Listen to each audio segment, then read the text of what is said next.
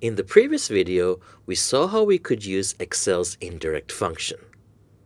A function that is commonly combined with indirect is the address function. The address function allows us to construct an address by providing a row number and a column number. In the calculation that Alex created to return the agent name, we have specified the column name, and we've even specified which row to search up to. This is very rigid, and Alex has been told that the data actually might move, in which case this formula is going to break.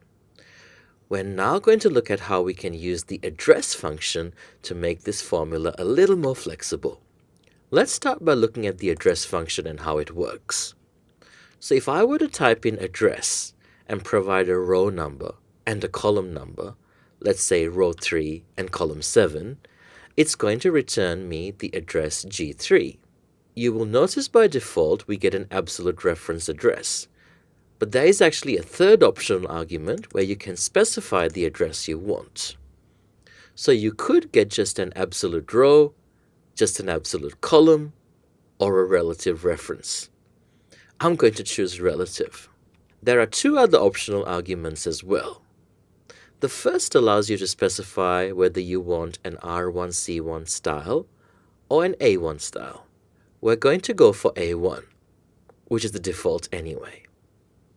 You can even specify that you want to get the data from a different sheet and you just need to put the sheet name. For example, let's select the August sheet and press enter. You can then combine the address function with an indirect function to return the value from that address. So that was how the address function works. Let's now see some useful applications for it. One of the things we sometimes need to do in a workbook is find out where a particular range begins and ends. And the address function is great for this. To make our lives a little easier, Alex has actually named this range County List. And we're going to take advantage of that. Although these problems can be solved without named ranges, it is trickier. We want to find out where that named range begins. And to do this, we're going to use the address function. But we're also going to combine it with the row and column functions. Given a cell reference, row will tell you which row that cell is in. So I'm going to type row, and I'm going to specify my named range, which is County List. And I'm going to need this again, so I'm just going to copy that.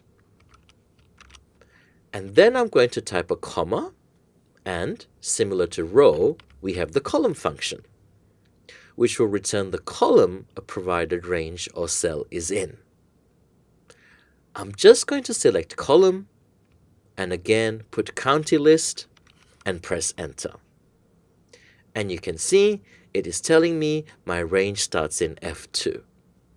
If I wanted to work out where it ends, I'm going to do it in a very similar way. But I'm going to need to also employ the help of the rows function. This tells us how many rows are in a specified range. So once again, we're going to start with our address. Our row number is going to be the row of the county list. But this time, we're going to add the number of rows in our county list.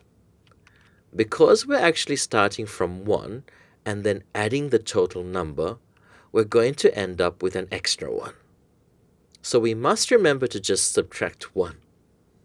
Then I'm going to type a comma. To get the column, that hasn't changed.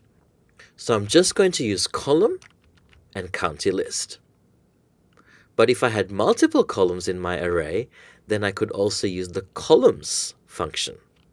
Close the brackets for your address, and you can see that range ends at F14. Let's see how we can apply this logic to getting our agent name.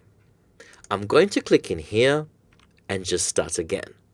So we're still using our indirect function, but this time we are employing the help of the address function. Our row number is going to be wherever the range begins. So row and county list, but I'm going to need to add on a number of rows to get to the selected county.